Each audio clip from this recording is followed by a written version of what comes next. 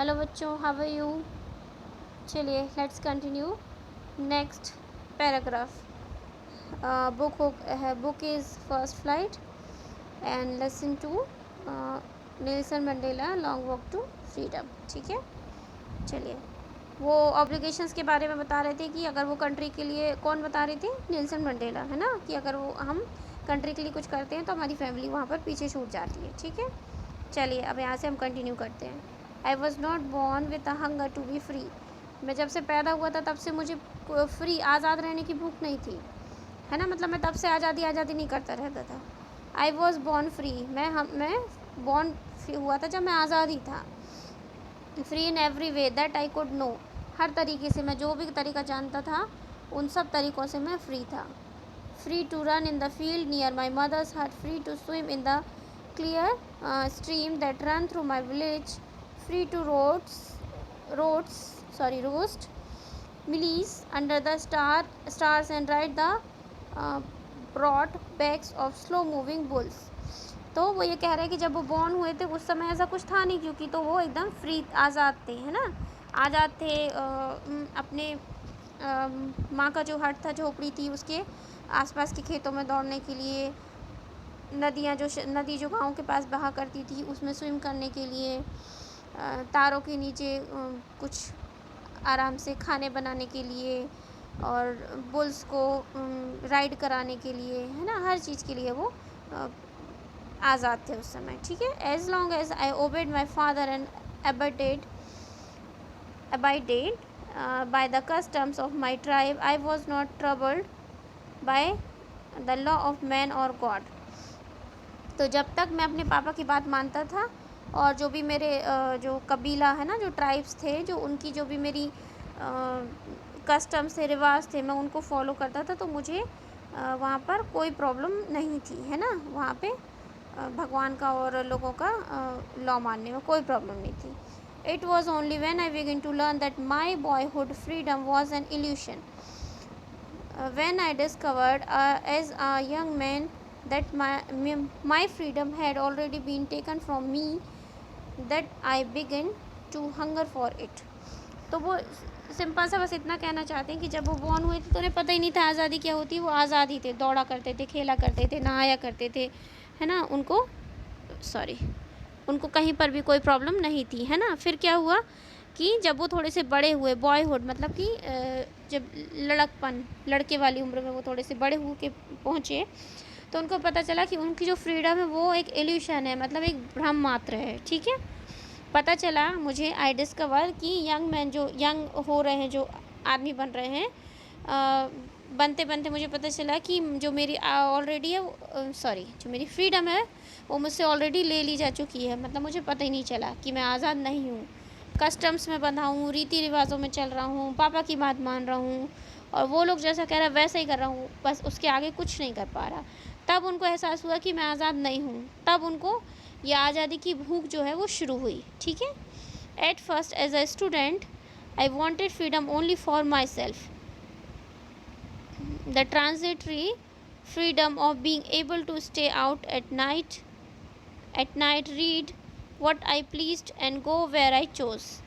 तो जब मैं छोटा था, मतलब जब मैं स्टूडेंट था, थोड़ा सा जैसे आप लोग हैं, है ना, उस एज में 9 to 12 या 11-12 की स्टूडेंट वाली या कॉलेज वाली थोड़ी सी इनिशियल एज में जब वो थे, तो मुझे सिर्फ खुद के लिए फ्रीडम चाहिए थी, माई सेल्फ, मेरे लिए चाहिए थी कि रात में बाहर रहना है तो रहना है, मतलब कोई रोके नहीं मुझे जो पढ़ना है, जो सब्जेक्ट मैं चाहूँ, जैसा मैं चाहूँ मैं उसको वैसा ही पढ़ूँ, बस इस चीज़ की मुझे आज़ादी चाहिए थी। Later as a young man in Johannesburg I earned for the basic and honorable freedom of achieving my potential, of earning my keep, of marrying and having a family, the freedom not to be obstructed in a lawful life। फिर उसके बाद जब वो young थोड़ा और बड़े हो गए और फिर वो जोहान्सबर्ग में थे, वहाँ पर उनको पता चला, ओके, तो जब वो पढ़ लिख के यंग मैन बन गए, जोहान्सबर्ग में थे वो, तब उन्होंने कमाया basic and honourable freedom. Basic जो होती है, एक जॉब कर ली होगी, कोई सम्मान के साथ में, और अचीविंग माई पोटेंशियल, जो भी मतलब मेरे अंदर है, जो भी काबिलियत है, उतना काम मुझे मिले, उस चीज़ की आज़ादी मैं वो कर सकूँ, इसकी आज़ादी। ऑफ अर्निंग माई कीप्स, सब कीप अपने मतलब सबको रखने के लिए उतना मैं कमा सकूँ। Of marrying and having a family, शादी अपनी मर्ज़ी से कर सकूँ, मेरी फैमिली हो मेरी मर्ज़ी की, है ना, इसकी फ्रीडम चाहिए थी। The freedom not to be obstructed in a lawful life, और अगर हम जो भी हमारे लॉज हैं कंट्री के जो भी हैं उन सब के साथ हम चलें तो हमें कहीं पे भी कोई रोक टोक ना हो, ऐसा वो चाहते थे। ठीक है, ओके, इसके हार्ड वर्ड्स देख लेते हैं।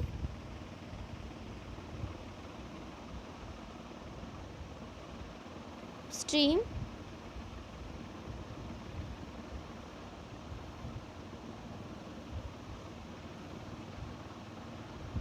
Evident, troubled, illusion, boyhood, transitory,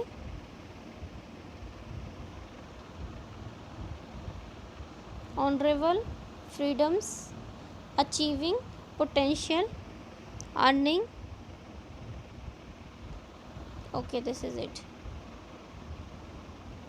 चलिए नेक्स्ट देखते हैं। But then I slowly saw that not only was I not free, but my brothers and sisters were not free. फिर जैसे जैसे धीरे धीरे मुझे पता चला कि मैं फ्री हूँ और ना ही मेरे भाई और बहन फ्री हैं, कोई भी हम लोग आज़ाद नहीं हैं। I saw that it was not just my freedom that was curtailed। ठीक है, तो जैसे धीरे से फिर मुझे धीरे पता चला, मैंने देखा कि ये सिर्फ मेरी आज़ादी की बात नहीं है जिसे कि कम किया गया है, but the freedom of everyone who looked like I did, और जो भी मेरे जैसा है उन सब के साथ में ऐसा ही है, उन सब की आज़ादी को कम किया गया है ना। That I when I joined the African national Congress, तो वो एक समय था जब उनको ये सब एहसास हुआ तो उन्होंने अफ्रीकन नेशनल कांग्रेस को ज्वाइन कर लिया। And that it when the hunger for my own freedom became the greatest hunger for the freedom of my people, it was this desire for the freedom. फिर वहाँ से ये जो मेरी अपनी आज़ादी की भूख थी वो सिर्फ मेरी नहीं रह गई, अब वो उससे भी ज़्यादा बड़ी हो गई और भी महान हो गई, और अब वो मेरे जैसे सारे लोगों की आज़ादी के लिए की भूख बन गई। ठीक है, उन सब की डिज़ायर बन गई, आज़ादी की इच्छा, प्रबल इच्छा बन गई। ठीक है, इसके हार्ड वर्ड्स देख लेते हैं। अभी हमने यहाँ तक देखे थे ना,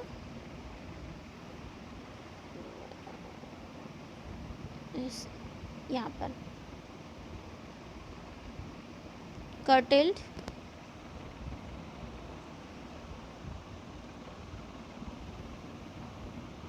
desire। ठीक है, चलिए। of my people to live their life with dignity and self-respect, and that animated my life, that transformed a frightened young man into a bold one, that drove a law-abiding attorney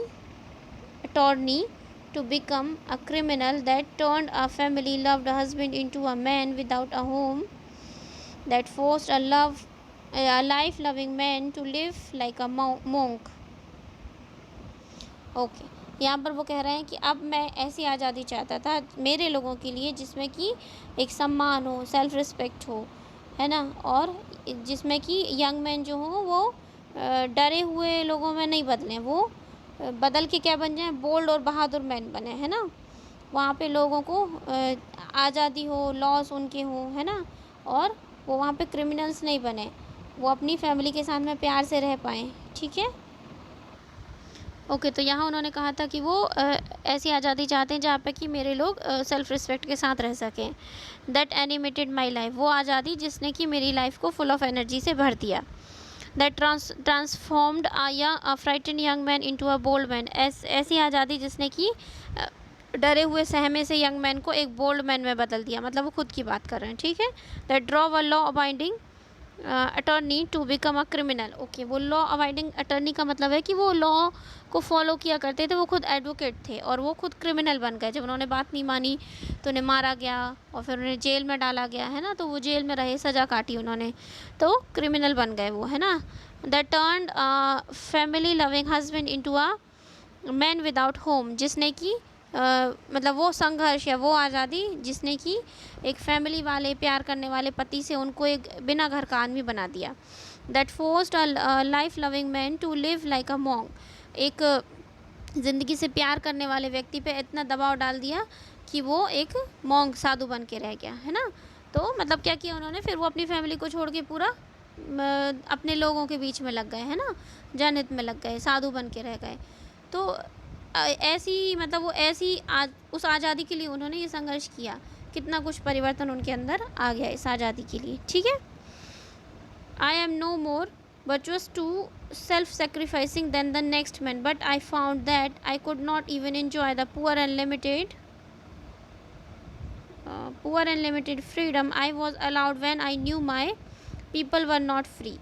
तो वो कह रहे हैं कि ऐसा नहीं है कि मैं कह रहा हूँ कि मैं दूसरों से मेरे सबसे ज़्यादा सेक्रीफाइसेस हैं, मैंने ही सबसे सब कुछ किया है, बट हाँ मैंने ये पाया है कि मैं जब मुझे मतलब मेरे लोगों को कम और लिमिटेड आज़ादी मिलेगी हम लोगों को, तो I was allowed when I knew my people were not free. तो मतलब वो नहीं चाहते कि थोड़ा थोड़ा मिल गया, थोड़ी आज़ादी मिल गई, वो चाहते कि उनके लोग पूरा फ्री रहें, ठीक है। फ्रीडम इज़ इंडिवाइजिबल, फ्रीडम को बांटा नहीं जा सकता है। The chain of any one of my people were the chain of all of them, अगर एक भी कोई बंधन में है, किसी चेन में बंधा हुआ है, तो मेरे सारे लोग उसी चेन में हैं, ठीक है। The chain on all of my people were the chain on me, और जब मेरे लोगों पे चेन है तो मेरे पर भी चेन है। मतलब कुल मिला के अगर वो खुश हैं, वो आज़ाद है, मेरे लोग, मेरा देश, तो मैं आज़ाद हूँ ना। अगर वो परेशान है, वो बंधनों में है, तो मैं भी बंधन में हूँ। तो मुझे एक फुल फ्रीडम चाहिए थी, पूरी आज़ादी, ठीक है। ओके, यहाँ हार्ड वर्ड्स देख लेते हैं। वेट, हाँ,